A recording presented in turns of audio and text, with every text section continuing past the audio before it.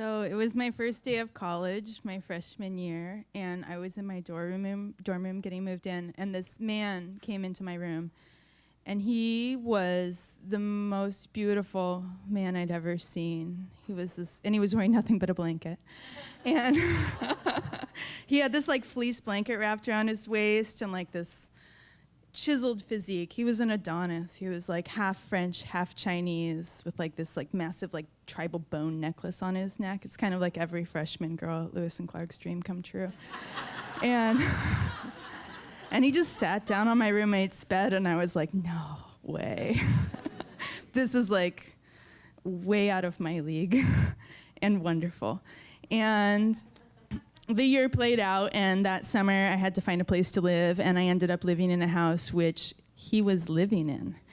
And somebody gave us a bunch of weed plants because they were moving out of the dorms, and I don't really smoke a lot of weed, but like it all turned out that we had like weed in all of our food because we harvested weed and we were like, yay, weed, and then it was in everything. Blah, blah, blah. Like we were high a lot, and we ended up hooking up. And then we fell in love, and I was astonished that a man so beautiful was mine. And we went on a road trip across the country, and we were different. You know, we were in love, but we were different. Like, he just wanted to listen to Herbie Hancock, and I just wanted to listen to like Far Side. But we made it work. And we were both really into rock climbing, and we ended up in Jackson Hole, Wyoming, where we couldn't find a home, but we both had 3 jobs and lived in the elk refuge in tents.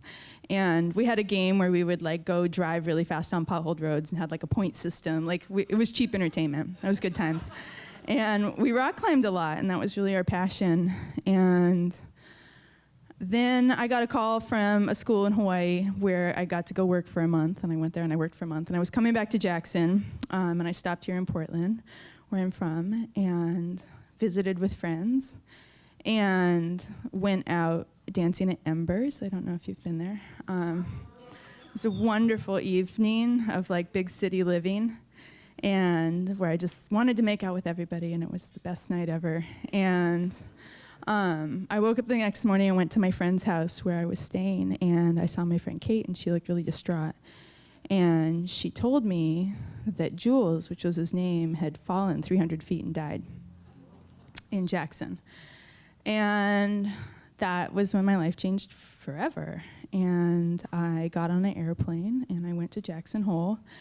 And I was 20, and I helped arrange his cremation and work with the Park Service, which is complicated when there's bodies and all this stuff.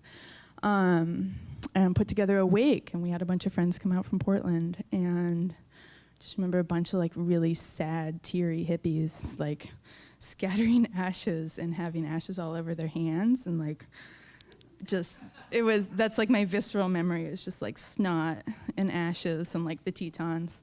It was really beautiful. And but it was also like it got a lot of press because it was like a young person who had passed away before his time in like a dramatic kind of rock bro way. And so there was people wanted to make movies, and there was newspapers, and a lot of people wanted to interview me, and everybody came at me with these really intense questions of like, what's your last memory of him, and what's the last thing he said to you, and kind of what's his legacy.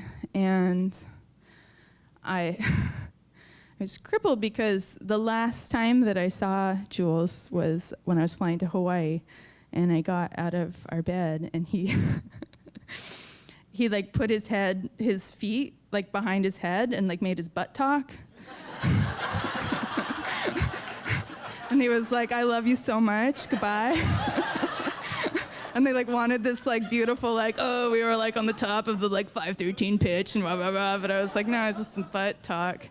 And so that's what I told them. But I think,